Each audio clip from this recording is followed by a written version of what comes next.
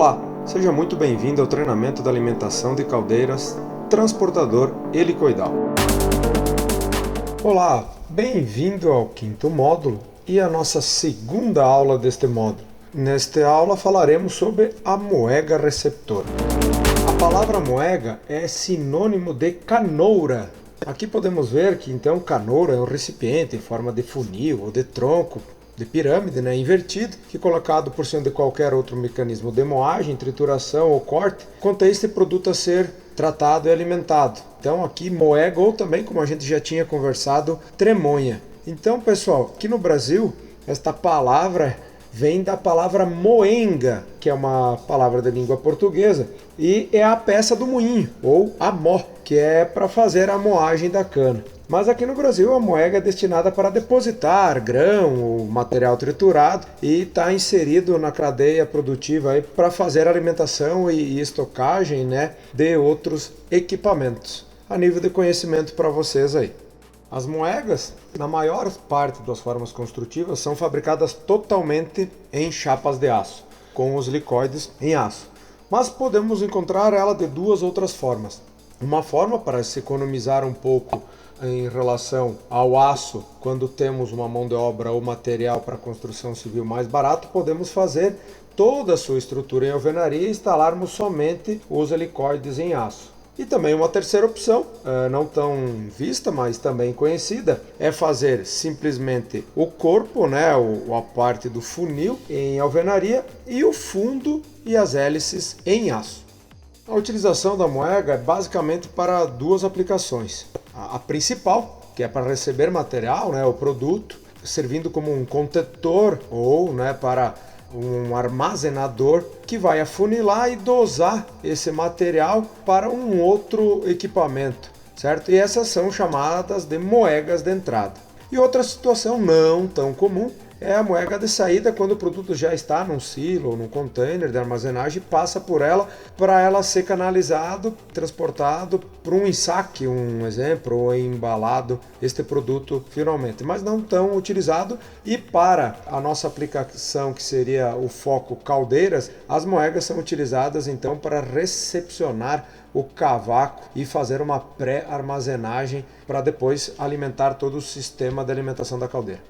Dimensões gerais. As moegas podem ser encontradas de um pequeno funil que cabe até mesmo sobre uma mesa aí, que pode transportar aí produto a granel ou poucas gramas no setor farmacêutico, a equipamentos gigantescos, como usados nas docas para carga e descarga de navios e com capacidade de centenas de toneladas. Para a aplicação que estamos focando aqui neste curso, que é a alimentação da caldeira, ela fica em um meio termo com esses dois exemplos que nós falamos, com capacidades que variam para pequenas caldeiras de 2, 3 metros cúbicos até as maiores caldeiras com 50 metros cúbicos. Isso eu digo capacidade de estocagem interna. Lembrando que, se ela for uma moega de fosso, que vocês vão ver na sequência, pode haver material sobre ela e nos arredores da sua base civil com capacidades muito maiores que 50 metros cúbicos.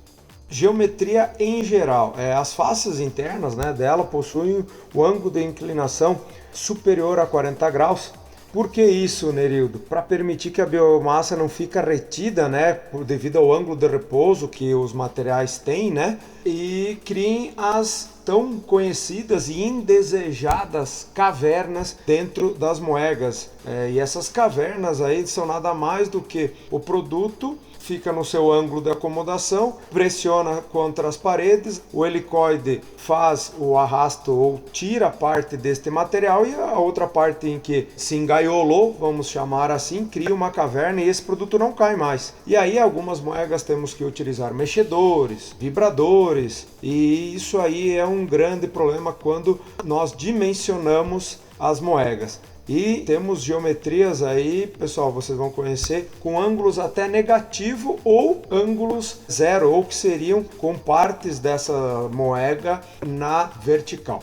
Quanto aos seus formatos e tipos de instalação, ela tem normalmente o formato piramidal, e pode ser fabricado inicialmente em dois formatos distintos. O formato simétrico, então com as paredes com simetria e ângulos iguais, ou assimétrico, com uma parede ou mais que uma parede com ângulos diferentes entre si, certo? Sobre a instalação, temos também duas formas em geral que são utilizadas tanto do simétrico ou da assimétrica, que podem ser instaladas suspensas, como vocês podem ver na imagem do equipamento em azul, e no fosso, como a imagem onde temos os helicoides da cor laranja.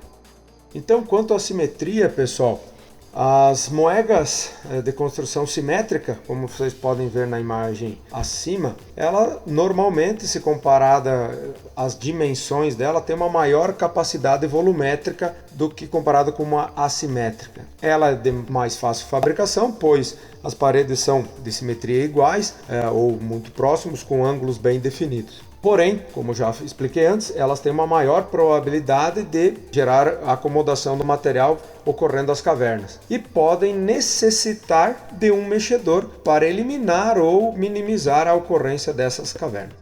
Nas moegas assimétricas, nós temos então uma menor ocorrência de caverna e, como já mencionei, podemos ter paredes dela com ângulos até negativos, certo? O que eliminam em sua totalidade a probabilidade de ocorrência desse encavernamento. Assim eliminamos a necessidade também do mexedor, porém, devido a essa não simetria, elas têm uma menor capacidade volumétrica se compararmos as dimensões básicas com uma outra moega simétrica. Com relação à instalação, as moegas instaladas elevadas, vamos chamar assim, elas necessitam de uma maior estrutura de sustentação, pois nas moegas instaladas em fosso, o próprio fosso já é um meio de estruturação para este equipamento. Também, como elas estão elevadas, a gente tem limitações de altura para alimentação. Necessitamos, às vezes, para que ela tenha uma capacidade de estocagem maior, necessitamos de uma máquina grande para que possa elevar a concha ou o material até o ponto de descarregamento. Então, assim, ela também tem uma menor capacidade de estocagem, porque não conseguimos fazer uma pilha sobre ela como podemos fazer nas aplicadas em fosso. Porém, esse tipo de instalação elimina a necessidade de grandes escavações. Moegas geralmente geram grandes escavações e se o cliente onde vamos aplicar esse equipamento tem problema de muita umidade no solo,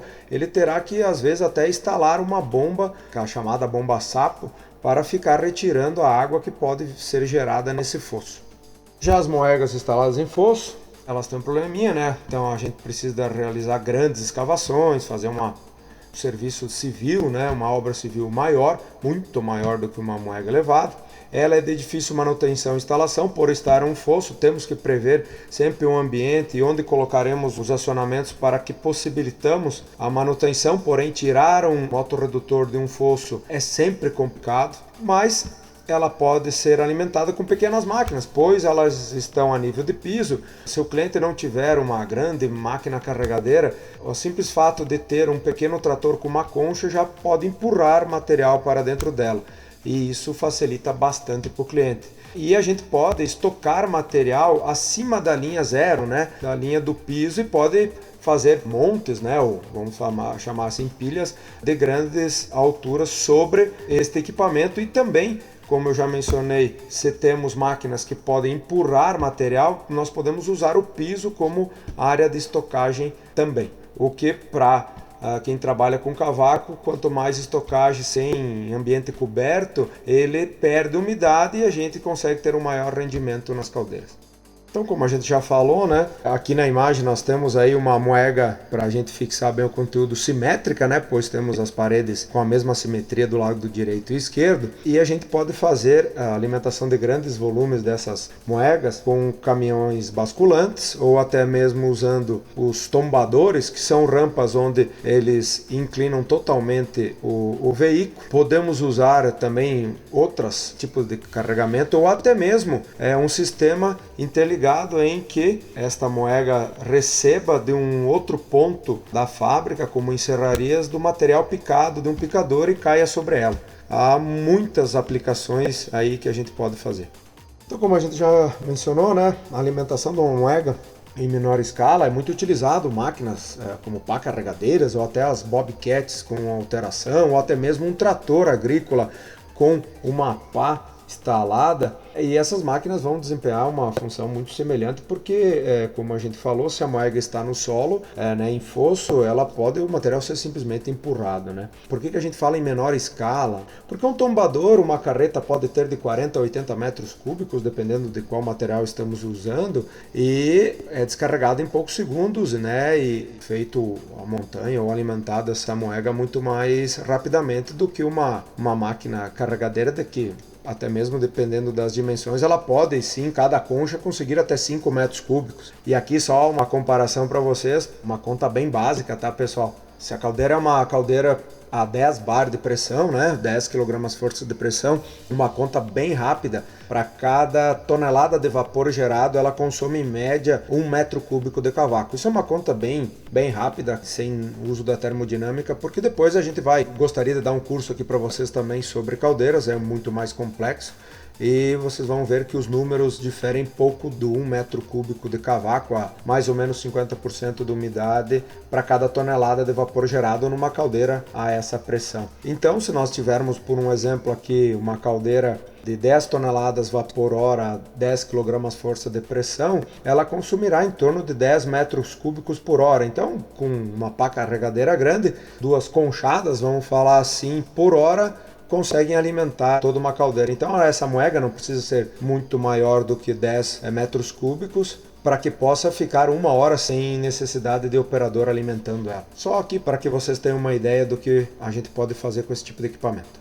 Aqui novamente, pessoal, como já reforcei em muitas de outras aulas nossas, é um equipamento de grande porte, muito perigoso, de difícil elaboração de sistemas de segurança, pois se colocarmos uma grade em cima da parte da moega para que não caia uma pessoa lá dentro, provavelmente o material também não irá cair, irá fazer uma caverna e ocorrerá um risco enorme para o cliente da caldeira parar, dele se incomodar, né? Então a moega é muito perigosa. Aqui vai um depoimento para vocês de alguém que já viu um acidente grave com morte dentro de um equipamento desse. Então, por favor, pessoal, tomem cuidado no dimensionamento, tomem cuidado quando realizarem os manuais, indiquem placas de perigo como esta aqui que está do lado, respeitem toda a NR12, né? Leiam bem sobre a NR12, se informem, né? Instruam os seus clientes quanto ao risco que esse equipamento gera. E agora chegamos ao fim de mais um módulo. Você ficou conhecendo um pouco sobre a moega receptor e, como falado, encerramos esse 5º módulo. A gente deu uma agrupada em todo o conteúdo para ficassem aulas mais dinâmicas e não tão repetitivas, pois nós já viemos discutindo sobre muitos itens que eu reforcei nessas 2 aulas para vocês no decorrer dos 4 primeiros módulos. No próximo módulo, vamos aprender sobre as características construtivas do transportador helicoidal. Se ficou qualquer dúvida, meus amigos, estamos sempre lá no grupo do WhatsApp, que é exclusivo para você, aluno deste treinamento. Abraço a todos aí.